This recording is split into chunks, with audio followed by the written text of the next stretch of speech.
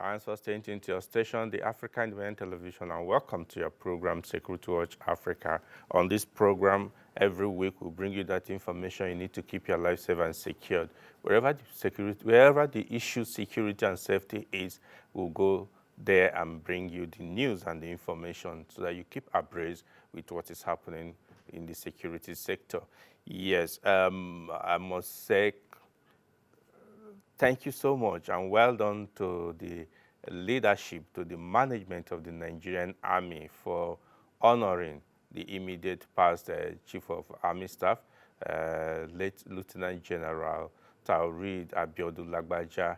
Yesterday was his posthumous birthday, and to honor a man who fought for Nigeria, the popular Ikeja cantonment in Maryland, Ikeja, Lagos, was named after him. So from yesterday, the cantonment is now known as T.A. Lagbaja's Cantonment, Ikeja. And it's quite a big honor, and I must say well-deserved, because the late Chief of Army Staff was once a brigade commander, 9th Brigade in that cantonment, where he did great job. And after that, even as Chief of Army Staff, he did a lot of infrastructural projects to improve the standard of the cantonment. So kudos to the management of the Nigerian Army, the Chief of Army Staff particularly, for doing that. It's a big honor indeed. Yes, let's go to today's program, because we are going to be continuing with our discussion last week. Last week, where we started up a discussion on the situation in DR Congo and the alleged involvement of Rwanda in the crisis. And our international counter-terrorist expert analyst is already on standby to give us more of the dose from that area. And this is coming again by popular demand, because we had a request to make sure that we discuss it this week. So I'm sure that some people in the Lake Chad Basin area are watching to get to know what is happening in DR Congo. Yes, but before then, let's take you to the Nigerian Army headquarters, where Elizabeth Tanko brings us a report of the Chief of Army Staff's tour of the northwest zone of Nigeria.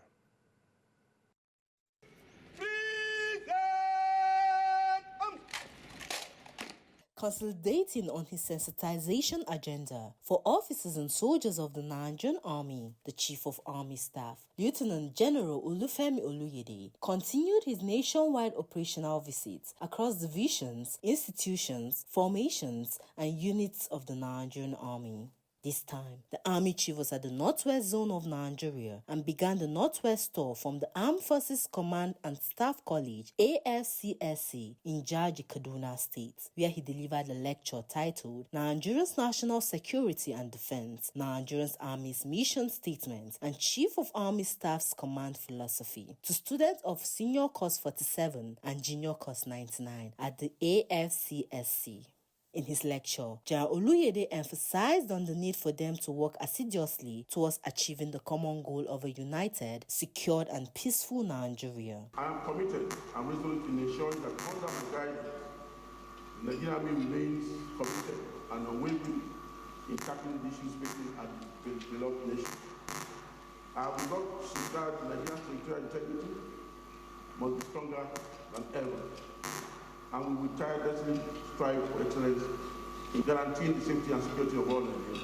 From Jaji, Kaduna State, the Chief of Army Staff continued with the operational tour by visiting 26 Brigade in Dulce, Jigawa State, 3 Brigade in Kano State, 17 Brigade in Katsina State, 1 Brigade in Gusau, Zamfara State. He was also at the headquarters, Northwest Joint Task Force, Operation Fancy Nyama in Zamfara State.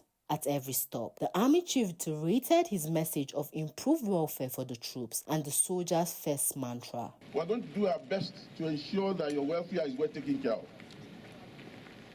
I just left Kano to come down here, and I told the soldiers there, your colleagues there, that one particular thing that's been paining me for years, since when I was a lieutenant colonel, is when I see a soldier that has served Nigeria for 35 years. And when you ask him, where are you going to? He said, okay, I don't get house. It's something that has been stopping me since when I was in Lieutenant Colonel. Now that I have the opportunity, I'm trying to, to try as much as possible to reverse that trend by trying to come up with policies and structures that can be put in place that by the time you're leaving the army, maybe as master warrant officers, army warrant officers, you have a place to retire to. If you are working and you are doing well, the more you do, the more we support you. Yes. The more we raise your morale. Yes. And to add value to your meal, for your food, yes. From next month, we'll start paying 3,000 RCA. Yes.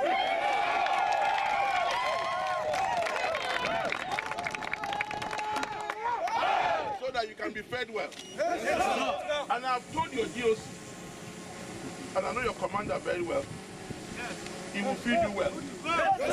General Oluyede charged the troops to continue in their push to eliminate banditry in the northwest. I want to appreciate you for what you are doing.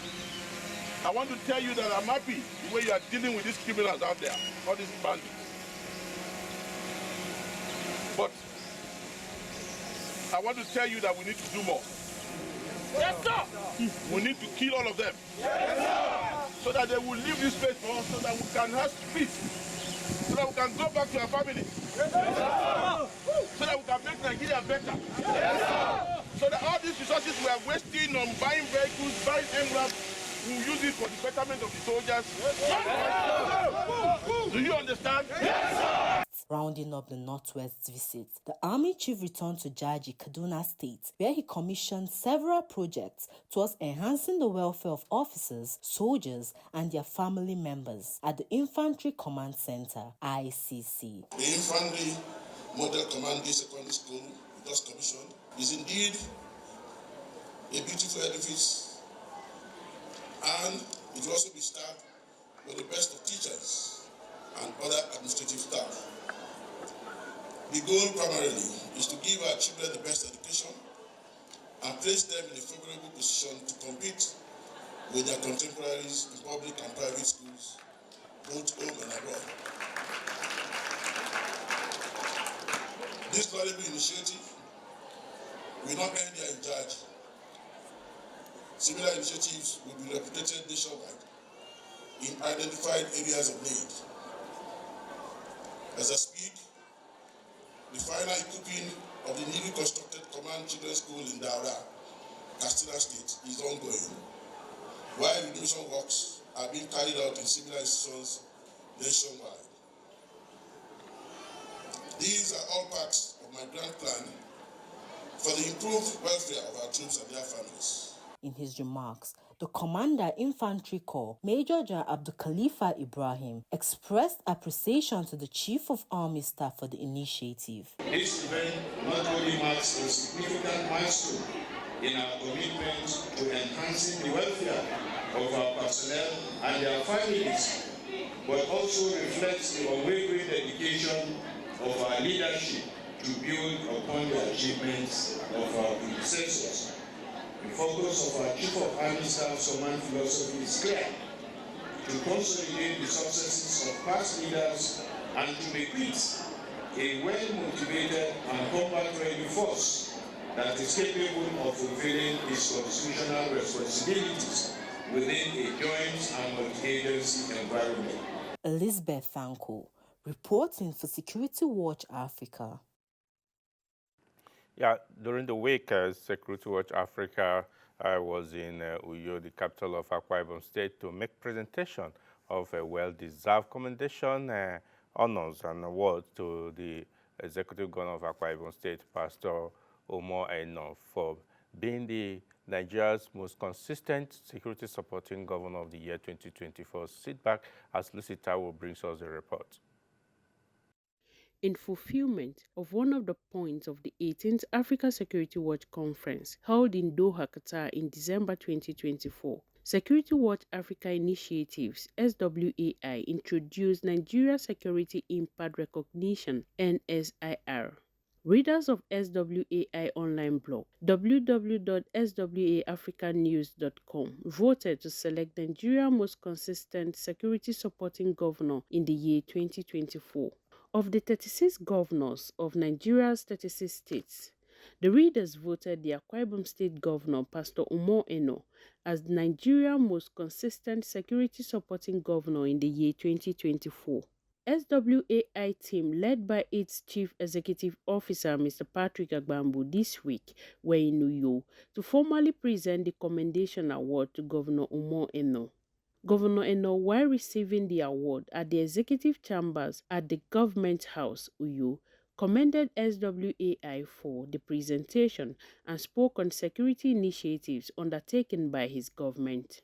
Let me start by thanking you for this great honor you have bestowed on me, and by extension, our dear state. You have a solid reputation within African security circles and have consistently given awards to eminent Nigerians and Africans who have taken security as the first business of governance, as the principles of the social contract demands. The elected governor dedicated the award to all the service commanders of the various security units in Akwa Ibom State for their collaboration and synergy. Permit me, therefore, to dedicate this award to the people of our dear state for collectively agreeing to work with us to maintain the peace that we have been known nationally for years now. And also to dedicate this award to all the service commanders of various security units posted to our state for the wholesome collaboration and synergy we have since formed and forged. The governor said he will help to make Akwa Ibom State unwelcoming for criminals so that visitors can continue to come. Security is the linchpin of development, the very catalyst that drives investment, tourism, and peace in any society. We have been intentional in ensuring that this key ingredient of development is maintained. We have supported the security agencies with materials such as gunboats, transport, logistics, and we stand ready to continue to collaborate and support them in their onerous task of helping keep our streets and states safe and secure. We also created a community-based security outfit, the Ibom Community Watch, to help us with intelligence gathering at the local levels so the conventional or mainstream security could act on such intelligence developed. This award for us will help galvanize us the more to ensure that Akwa Ibom continues to be an unwelcome place for criminals and any other form of criminality, so visitors can continue to come, live, invest, and thrive here. I'd like to thank you for the work you are doing to keep watch over security and to engage and make this conversation robust. We will continue to do the best and to support the work that you are doing yourself.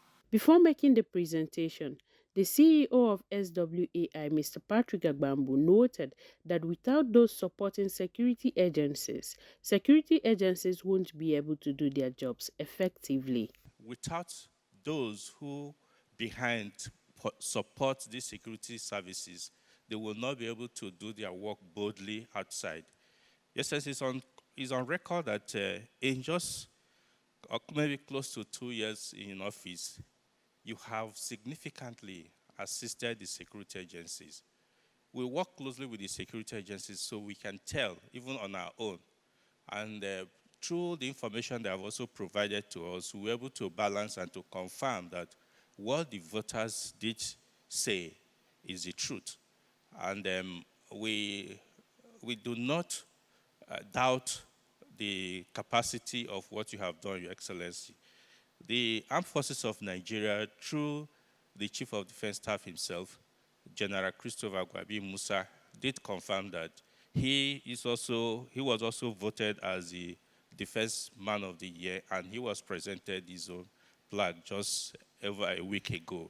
The presentation was witnessed by all members of the Akwa Ibom State Executive Council and SWAI team, Elizabeth Tanku, Head, NSIR, Austin Ehikuya, Editor, SW African News, and Adebowale Adedeji, Technical. Lucy Tau reporting for Security Watch Africa.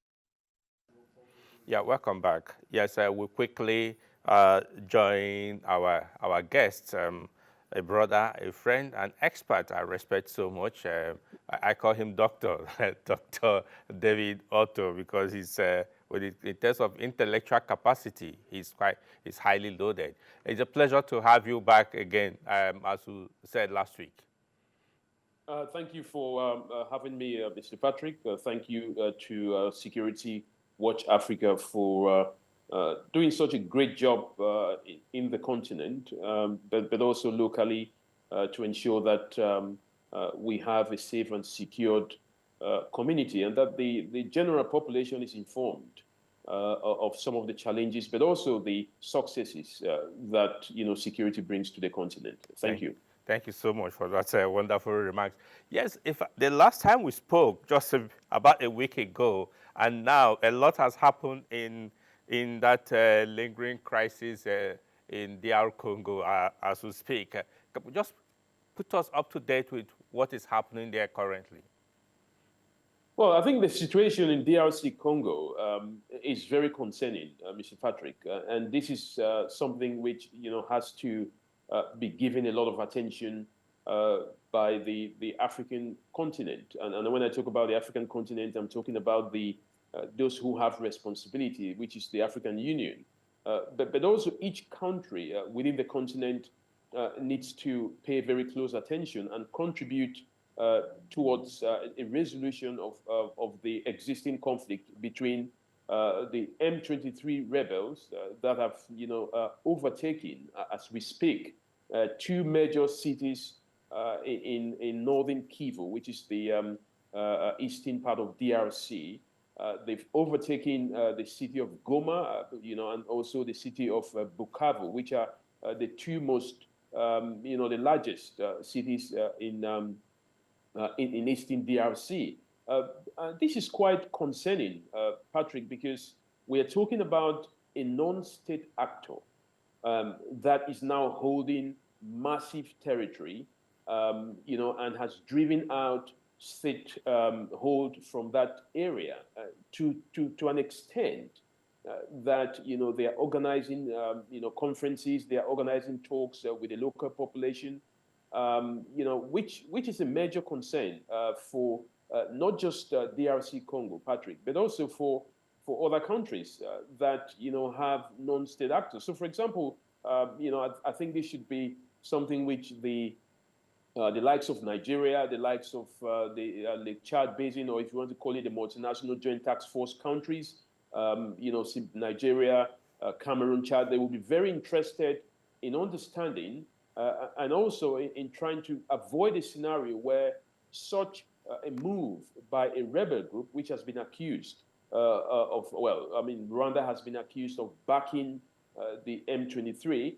It will be very interesting for these countries in the Lake Chad Basin to have an understanding of how things can unfold to a much more devastating level, that territorial integrity becomes jeopardized by a non-state actor that is backed or accused is backed by a country like Rwanda, although Rwanda has denied that it is backing the M23, but of course by its statement, even by the president of Rwanda himself, clearly stating that he doesn't know what is going on. So I think it's very important for the Lake Chad Basin countries to understand this. Now, again, the big question, Patrick, which comes to mind is the fact of who is actually a terrorist. I mean, the reason why I'm saying this is because the M23 rebels, were having actually a meeting with the locals in Bukavu, where one of the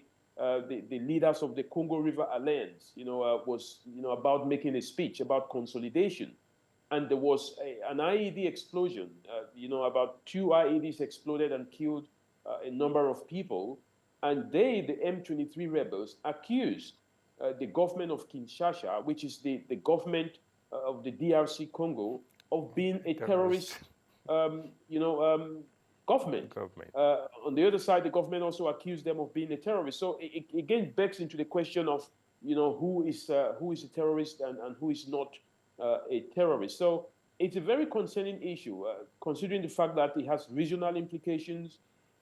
DRC Congo is surrounded by countries like Burundi, Uganda, Angola, but also Rwanda itself, just like we have in the Lake Chad Basin. So it's a major concern, and I think we should keep a very close eye on what is going on. Yes, I'm quite happy that you brought it closer here to Nigeria, because I believe that the multinational joint task force will be very, very much concerned about what is happening there, and by extension, the Nigerian government, because imagine what the scenario you pointed out, a non-state actor taking charge of communities and having conferences. That is the height of a failure of security. But let's come to this, because it has actually bring to fore.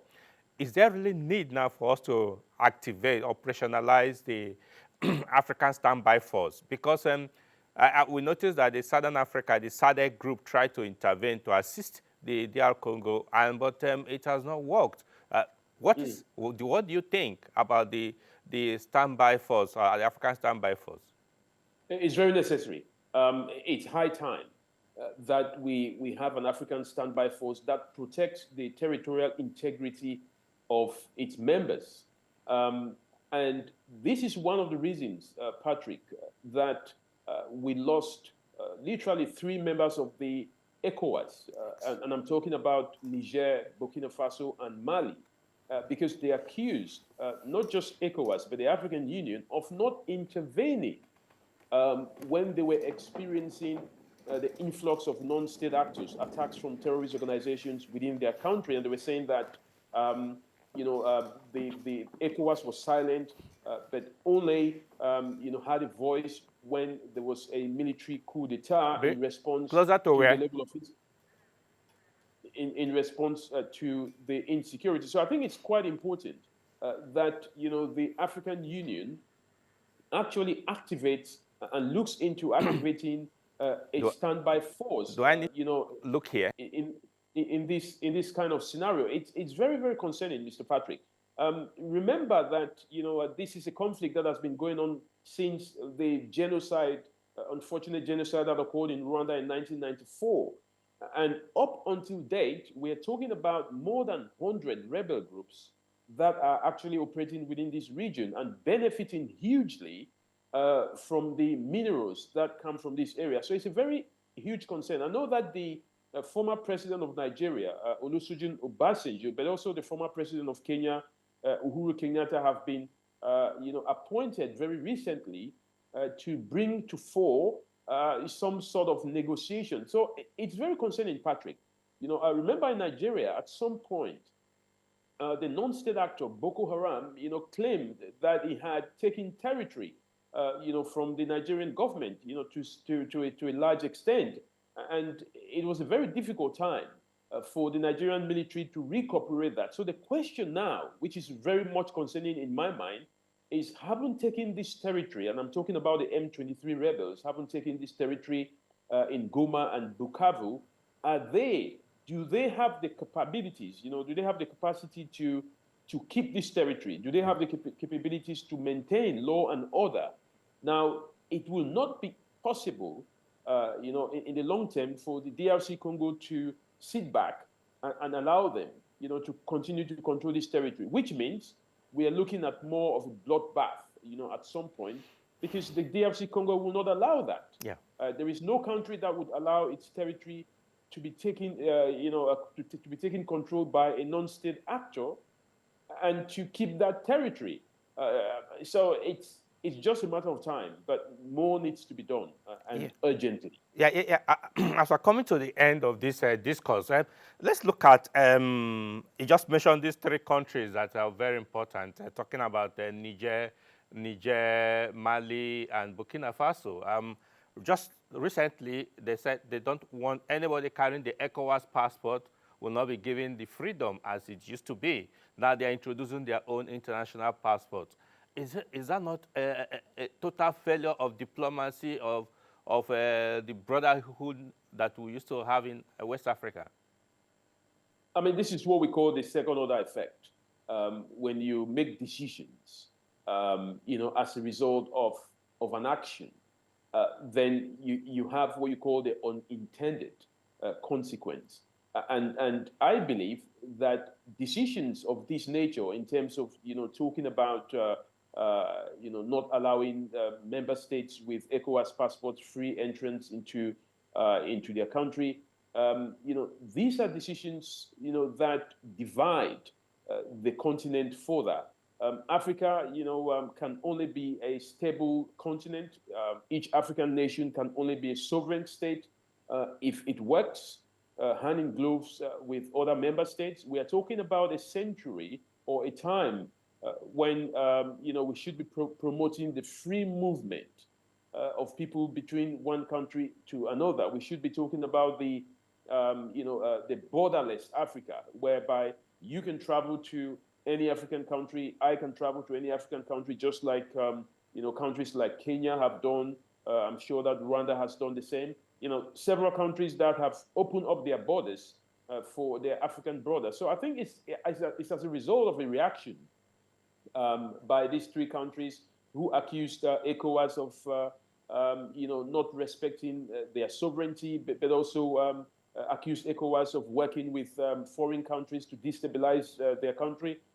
These are all frustrations. But I think, Patrick, there is still a huge room, despite these countries claiming that they've now left officially the ECOWAS regional bloc. I think there is still a huge room for further negotiations. I think what we want as a continent is not to isolate other members. It leaves a huge gap in the national and regional security. And I don't think, for example, it will be good news for Nigeria to have countries like Niger saying that, okay, they don't want Nigerians coming into Niger. I mean, it's not an African thing. And I think, for the purpose of prosperity, but also for sustainability of security within the region, there is still room for negotiations. And I think these members will negotiate once, there is an outlet. And I'm sure that ECOWAS is working on that. On that note, I must say thank you so much for being our guest this week once again. It's a pleasure, sir. Thank you. Thank you very much for having me, and thank you to Africa Security Watch. Thank you so much. Yeah, viewers, unfortunately, we have to end it here today. Join us again next week when we bring another exciting edition. Before then, follow us on all our social media platforms so that we can interact. Until next week, I say bye for now and remain blessed.